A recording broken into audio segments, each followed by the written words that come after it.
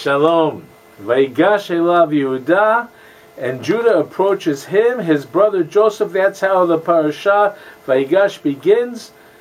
Judah, Yehuda, pleads on behalf of his brother Benjamin, pleads in the name of their father Jacob that Joseph should be merciful. After discovering at the end of last week's parasha that youngest brother Benjamin has a stolen goblet in his sack, fearing that Joseph might be vengeful, that they might have to return to Jacob without their brother Benjamin, and they promised that nothing would happen to Benjamin. When Judah convinced their father Jacob to allow Benjamin to accompany them to Egypt so that the viceroy could meet him, it's ironic that now it's Judah who's pleading for mercy with Joseph. After all, years before, it was Judah who had convinced the brothers to sell Joseph to the Ishmaelites. But Judah's done some growing over time. Judah, just like the deception taking place now, Judah's been involved in deceptions in the past too. He was involved in the deception involving his widowed daughter-in-law, to whom he had promised his son Shelah, and never delivered on the promise. And so when she tricked him, when she deceived him, he realized that he deserved his comeuppance because he had not lived up to his promise. And so now we've come full circle many years later, and Judah, the one who sold his brother to slavery, is now the one who is offering himself as a slave in place of brother Benjamin. So much irony. So much coincidence, perhaps.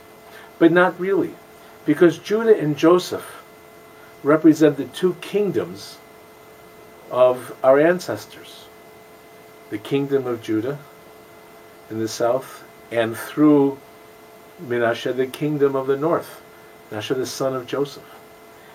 But more important, Judah, who is the fourth of Jacob's sons, remains or maintains consistency with the tradition of the book of Genesis, Sefer Breshit, where we learn that the rule of primogeniture doesn't apply.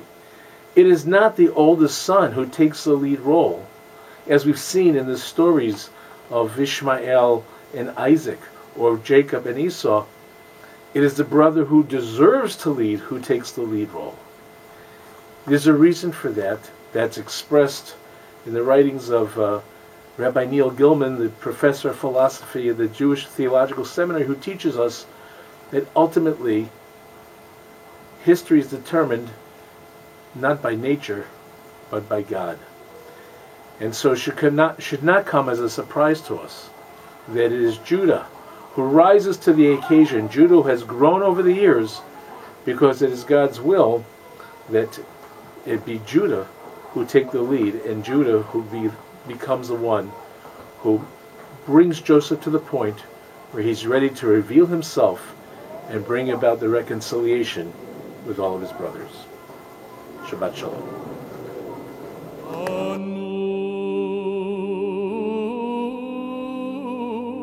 Verrochu